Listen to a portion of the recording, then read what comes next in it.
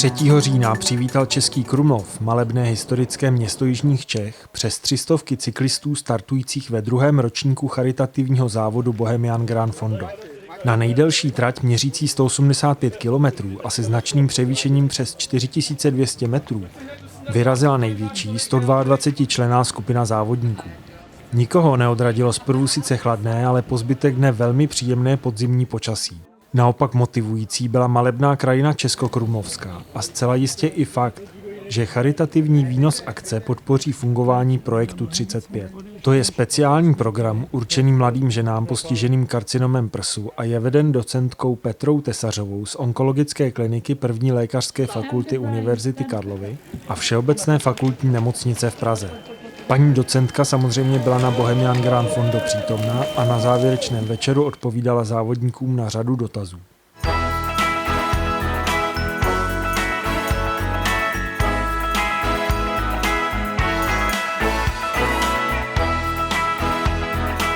Hlavní a nejoblíbenější závod Bohemian Grand Fondo je zahájen, účastníci vyráží na 185 km dlouhou trať a na startu se začínají připravovat další sportovci.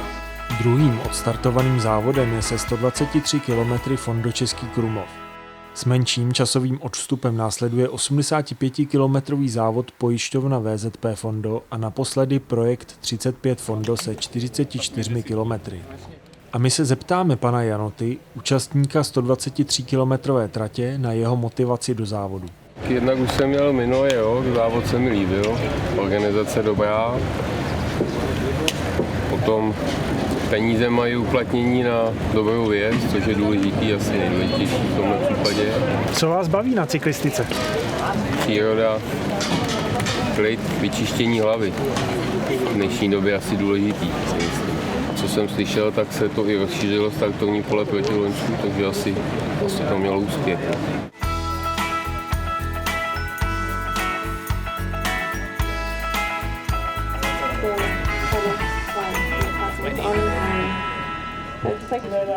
Co vás přilákalo na závod? Pěkný prostředí, Lipno, hory, Šumava, takhle. Těším se. Je tady převýšení tratě, jak se na to těšíte? Těším se moc, protože mě baví jezdit do kopce, skoro víc než z kopce, takže se těším.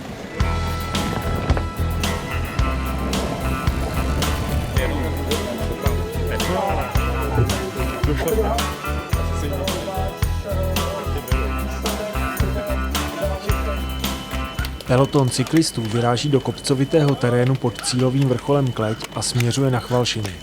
V průběhu trasy se pozvolně rozdělující peloton míjí se skupinkami závodníků z delší trati. Ti již mají za sebou náročný okruh závodů vedoucí přes Rožmital na Šumavě, Kájov, Větřiň a zpět na krátké doplnění tekutin opět v Českém Krumlově. V této chvíli si ještě udržoval přední pozici Václav Pivoňka, který nakonec skončil na 17. místě.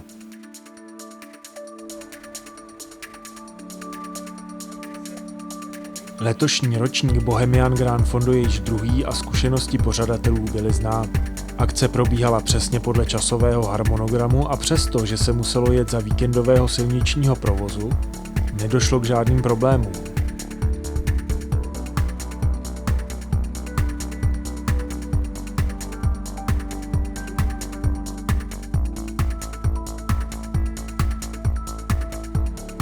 Kladně hodnotíme i opravdovou sportovní podstatu, na kterou pořadatelé dbali. Cyklistické klání se tak obešlo bez nadměrných reklamních plnění nebo nevhodné sponzorské propagace, jakou v Čechách trpí především hudební festivaly.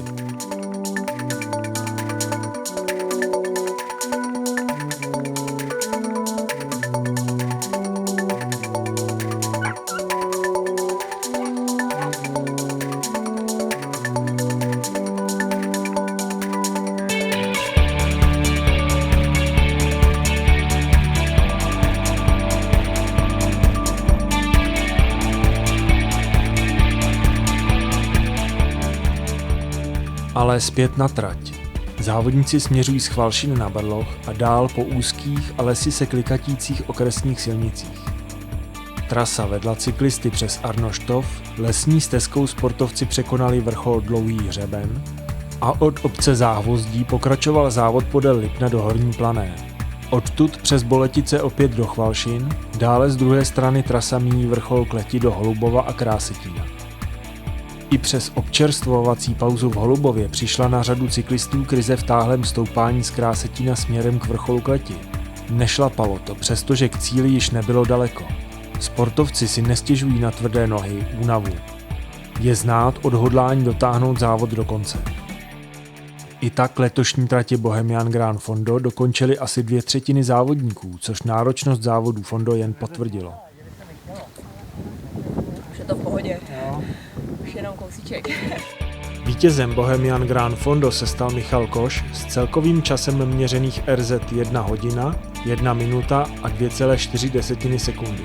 Následován německým závodníkem Filipem Reiterem se ztrátou 42,4 sekundy. Třetí do cíle dorazil Milan Černý se ztrátou 46,2 sekundy. V kategorii žen patřil nejlepší čas 1 hodina 14 minut 51,3 sekundy Šárce Černé ze ski a bike Radotín.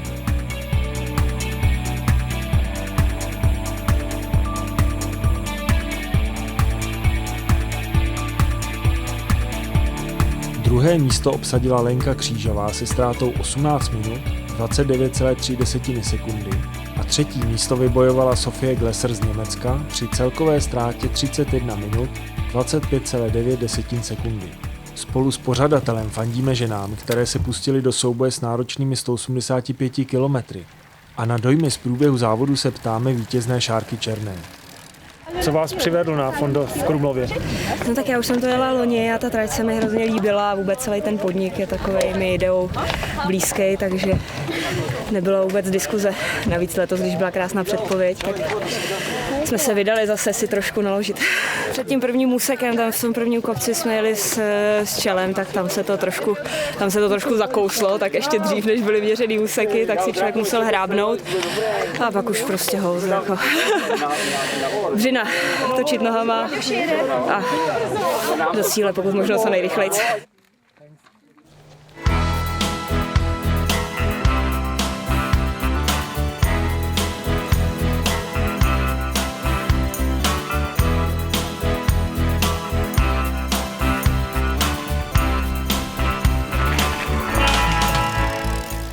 A ještě krátké hodnocení závodu od Honzy Mareše z bike klubu Nezmar.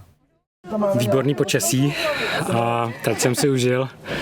Závěr trošku náročný, ale výborná trať, moc spokojený.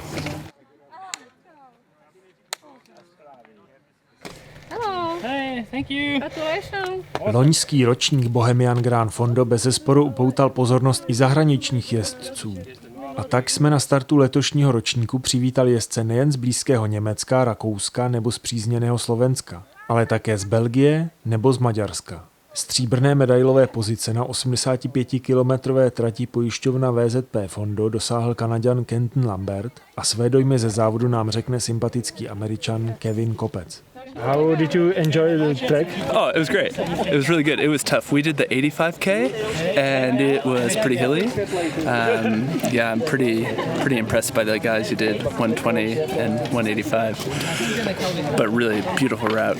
Good biking around Krumlov. The end was definitely the hardest. It's like 10K, and my legs were just knotting up. You know, really bad cramps. Yeah.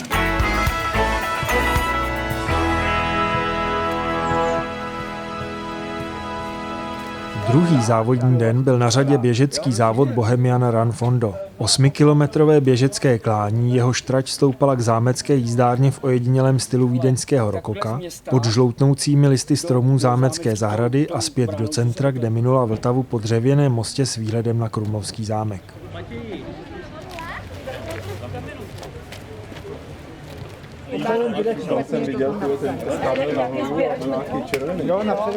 A nyní předáváme slovo hlavnímu tvůrci myšlenky Bohemian Grand Fondo, panu Jiřímu Hlachovi.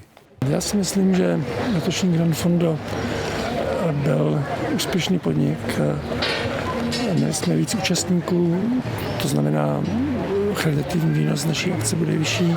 Myslím si, že zejména z hlediska počasí se akce vydařila naprosto dokonale a ze sportovního hlediska všichni vědí, do čeho jdou, takže i náročnost tratě je nepřekvapila a myslím si, že to pro ně byla challenge, kterou oni rádi přijali. Zaznamenali jsme i řadu mezinárodních účastníků nebo zahraničních účastníků. Znamená to, že Bohemian Grand Fondo je známý v zahraničí? Pravděpodobně se začíná být známým, protože jsme zde měli účastníky z 12 států, nejen Evropy, ale i Ameriky. A i z reakcí těchto lidí máme pocit, že budou ve svých zemích rádi o Bohemian Grand Fondo hovořit.